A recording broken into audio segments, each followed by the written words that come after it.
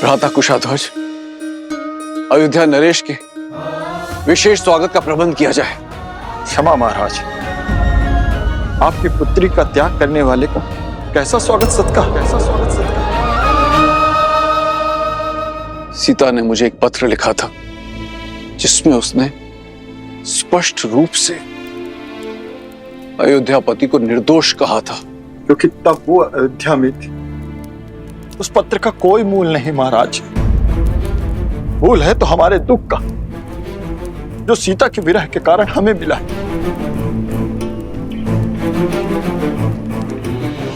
और आप सबको क्या लगता है कि उस विरह की चोट स्वयं राम ने नहीं सही होगी? कदाचित आप सब नहीं जानते, किंतु मैं अपने जमाता को, उनके धर्म को, उनके त्याग को भली भांति जानता हूं। राजा महाराजाओं की अनेक पत्नियां रखने की प्रथा है कौशल राज में, किंतु इतने वर्ष बीत जाने के पश्चात भी क्यों उन्होंने दूसरा विवाह नहीं किया? क्यों अयोध्या की महारानी का सिंहासन अभी तक रिक्त है? कभी आपने सोचा? क्योंकि राम कोई साधारण व्यक्ति नहीं है। आज नहीं तो कल उनके इस निर्णय का कारण भी हम सब जान जाएंगे, किंतु इस समय सर्वप्रथम हमें उनके स्वागत की तैयारियां करनी चाहिए।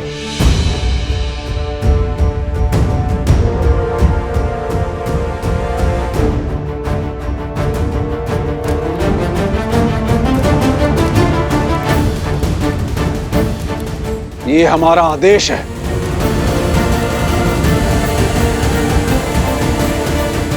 जो आज्ञा।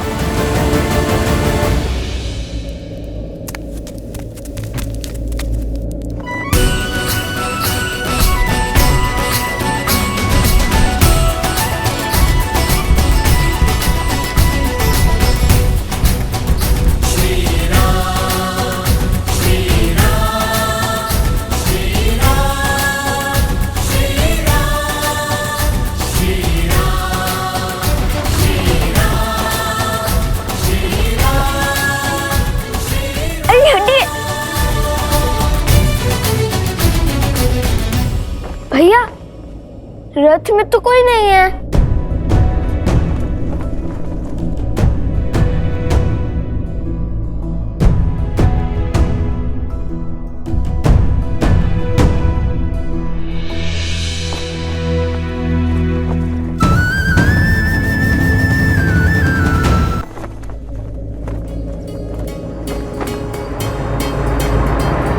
मिथिला नरेश की जय हो। मैं जानता हूं महाराज, आप श्री राम की बाट जो रहे थे, किंतु प्रभु की इच्छा कुछ और थी। वो शीघ्र ही यहाँ उपस्थित होंगे, किंतु अन्य मार्ग से। अरे वो देखो, महाराज जनक, श्री राम अवश्य ही उनके साथ होंगे।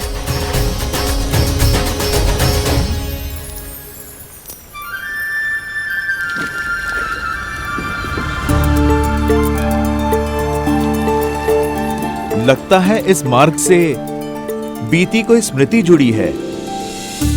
हाँ हनुमान, ये वही मार्ग है जहां से गुरु विश्वामित्र हमें अयोध्या से मिथिला लेकर आए थे।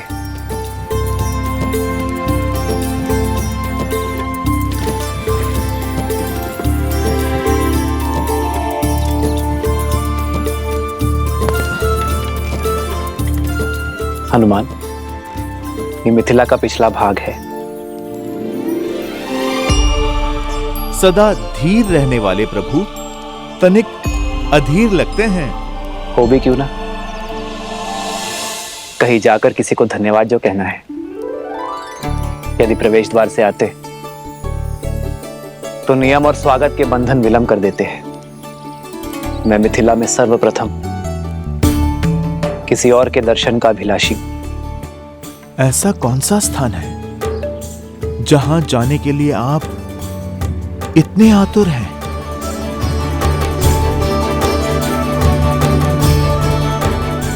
आओ हनुमान।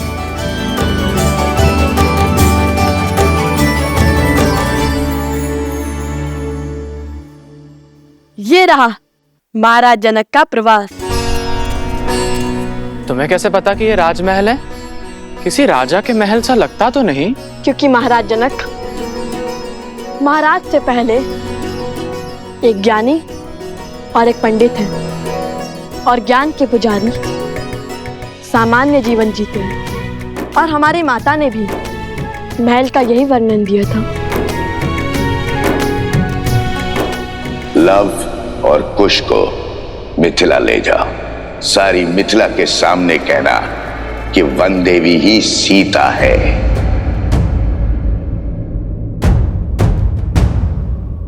भैया, हम भीतर नहीं जा सकते।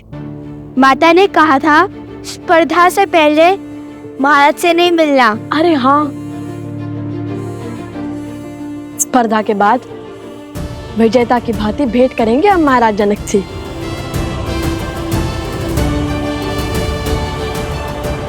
चलिए।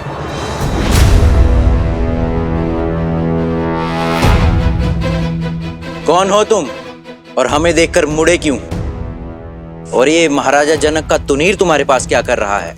महाराज जनक ने हमें स्वयं दिया था जब हम राक्षसों से युद्ध कर रहे थे, और इसे ही तो लौटाने हम मिथिला आए हैं। मूर्ख समझते हो? अवश्य ही ये तुनीर तुमने चुराया है। चलो महाराज के पास ले चलते हैं इन्हें। सावधान, वेशभूषा से कभी भी किसी का आकलन नहीं करते हैं। रावण ने भी श्री राम को एक वनवासी समझ के यही भूल की थी।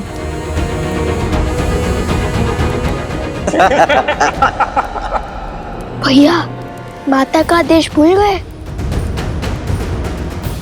अब तुम्हें ज्ञात होगा कि माटी में स्नान किसे कहते हैं।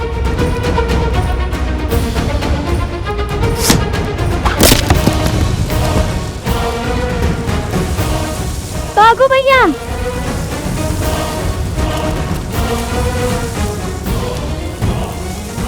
पकड़ो उन्हें। भैया,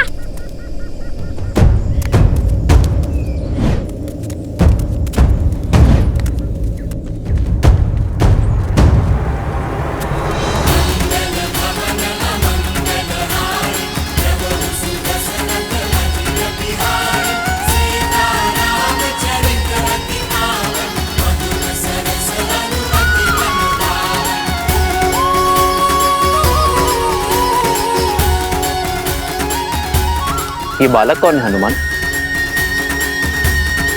होंगे मिथिला के बालक प्रभु, पर आप देखिए कितने तेज हैं।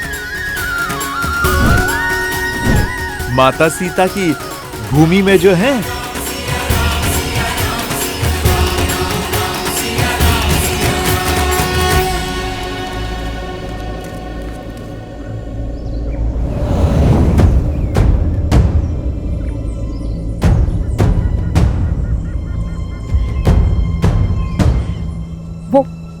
वो छिद्र बहुत ही छोटा है, हम उसके भीतर जाते हैं। वहां से सैनिक प्रवेश नहीं कर सकते। चलो। कुछ जल्दी आओ। आजा। उनमें से एक वो रहा तुनीर चोर, पकड़ो उसे।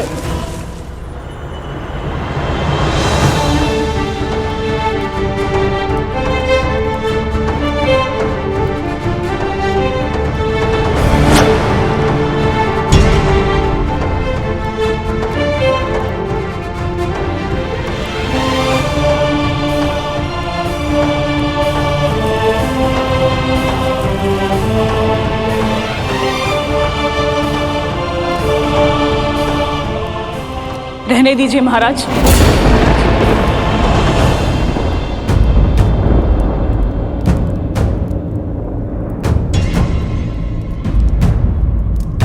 लज्जित ना कीजिए।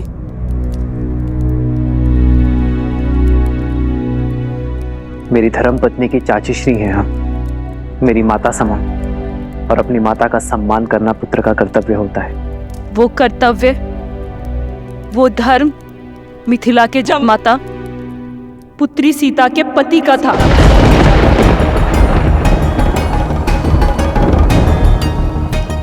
परंतु आज यहाँ अयोध्यापति खड़े हैं, वो अयोध्यापति जिन्होंने धर्म की स्थापना के लिए मेरी पुत्री सीता का त्याग कर दिया। बस चंद्रभागा, बस कर।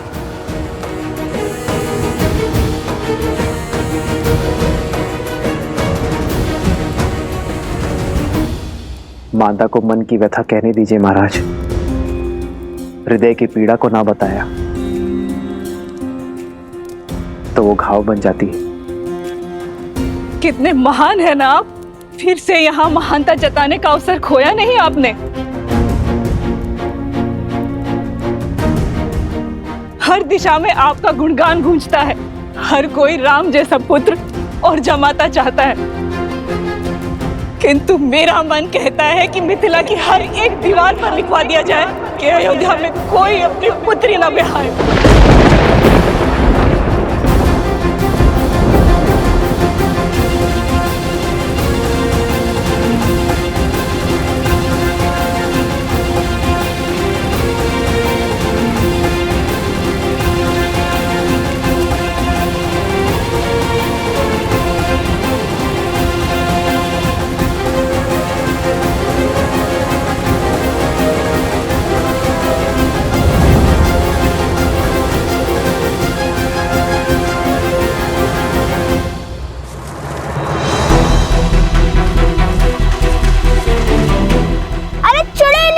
हे प्रभु, ये तो हमें रस्सी की भांति खींच रहे हैं। महादेव!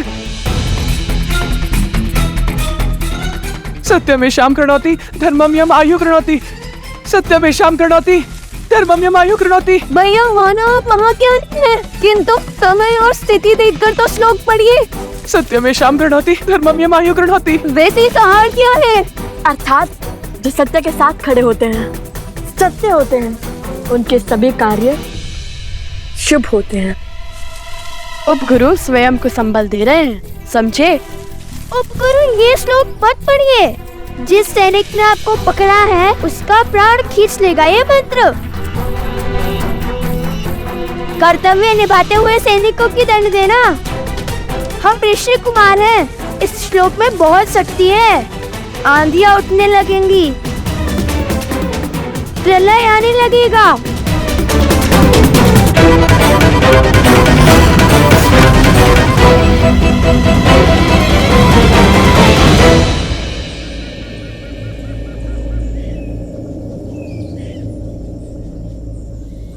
भैया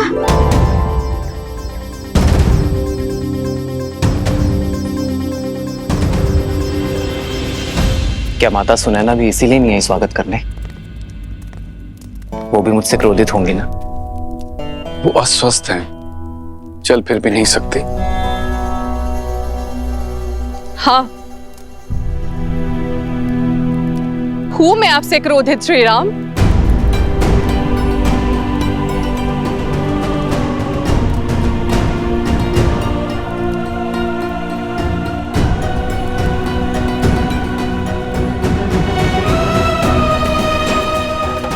सुनैना,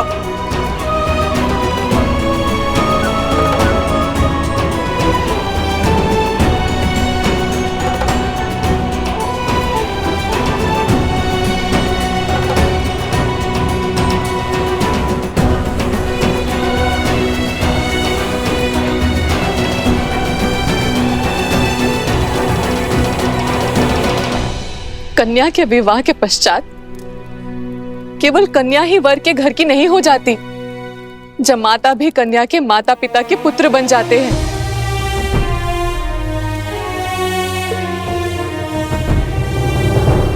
मैं जानती हूं कि धर्म स्थापना के पद पर निकले पथिक को घर परिवार की सुध नहीं होती, किंतु इतने वर्षों में अब एक बार तो हमारे द्वार पर आते राम।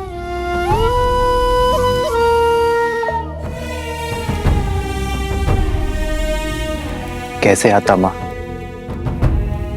कहां से लाता इतना साहस?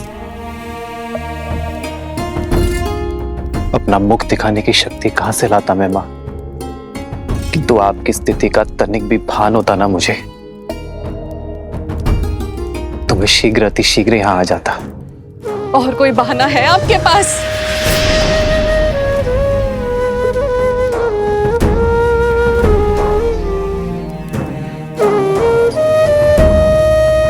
सीता और आपके विवाह के क्षण मुझे लगा था कि महादेव ने स्वयं आपको भेजा है, किंतु आपने मेरी पुत्री को त्याग कर मुझे अत्यंत दुख दिया है राम।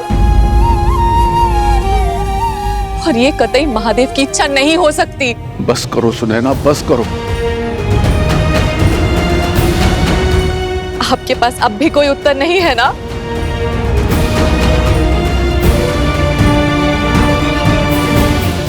कभी कभी उत्तरदायित्व के बोझ तले उत्तर दब जाते हैं मां। कुछ दाग ऐसे होते हैं जो सदियों तक नहीं मिट पाते।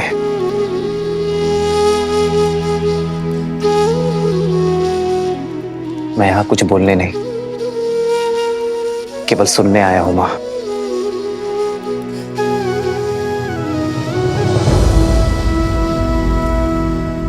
एक मां के मन का भार उतारने आया हूं मैं मां।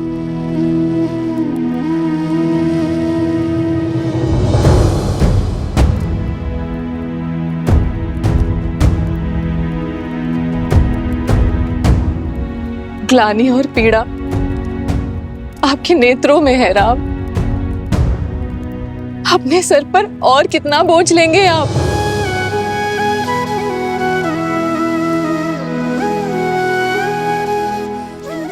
धन्य है आप जो स्वयं के पक्ष में आपको किसी प्रमाण की आवश्यकता नहीं है।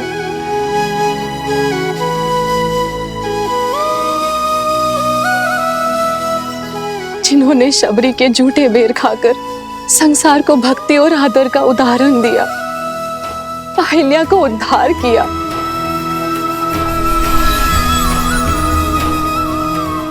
ताड़का को मोक्ष दिया,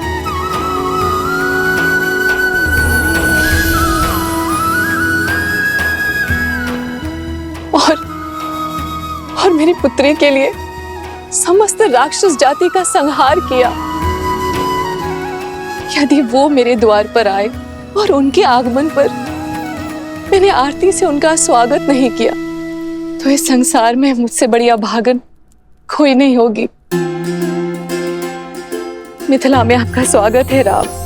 हो मंगल भवन मंगल हारी, द्रवहु सुदशरथ अजर बिहारी।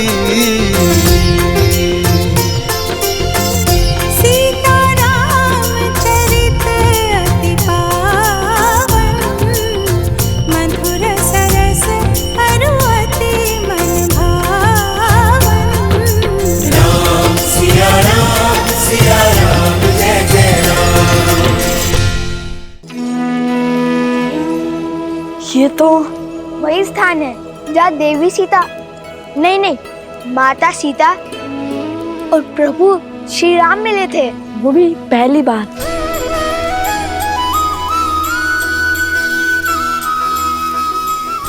हे माता गौरी, हमें एक बार, केवल एक बार माता सीता और प्रभु श्री राम के दर्शन करवा दीजिए। ये हमारी विनती है।